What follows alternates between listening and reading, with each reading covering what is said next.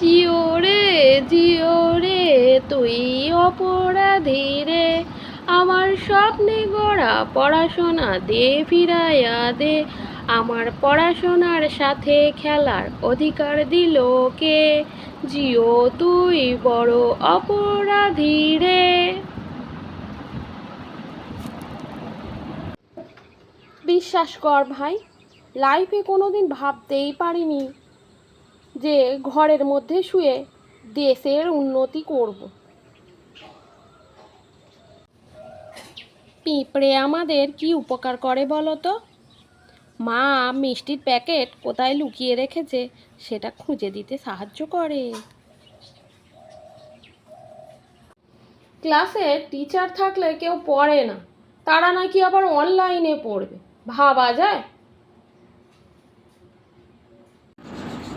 ছোটবেলায় আমার মতন আর কে ভাবতো ফলের বীজ খেলে পেটের ভেতর গাছ হয়? জীবনসঙ্গী কেমন হবে সেটা নিয়ে ভাবছি না, কপালে জীবনসঙ্গী আছে কি না সেটাই ভাবছি। এক পরীক্ষায় প্রশ্ন এসেছিল, চ্যালেঞ্জ কাকে বলে?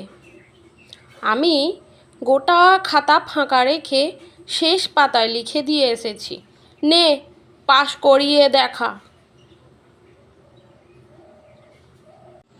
এতদিন পর বুঝলাম, যারা 2 আঙুল দেখিয়ে ফটো তোলে তারা আসলে 2 নম্বরই মান, এইটাই তারা বোঝাতে চায়।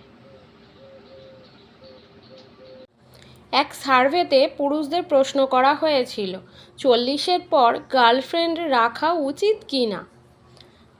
98% পুরুষ উত্তর দিয়েছিল 40 জন গার্লফ্রেন্ড যথেষ্ট, এর বেশি প্রয়োজন নেই। আজ অবধি বায়োতে কখনো ইন এ রিলেশনশিপ লিখতে পারিনি। বর্মন বিদেশি, বর্মা থেকে আগত, এখন এখানে বসবাস করে, ভারিক্কি টাইপের হয়, অনেকে হরমোনও বলে।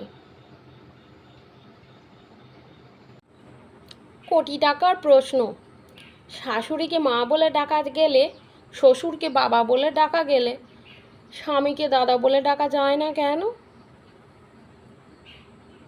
ছোট চিঠি, ছেলে বাপকে লিখেছে, টাকা চাই, টাকা নাই, চিঠি তাই, ইতি কানাই। বাবার উত্তর, সংসারে চাপ, জন্ম দেওয়া পাপ, করো মাপ, ইতি বাপ। সরস্বতী পুজোর দিন শাড়ি পরে বের হওয়ার সময় শাড়ির কুঁচি ধরার কাউকে না পেলে নাইটি পরে বের হবেন, অযথা ঢং করবেন না।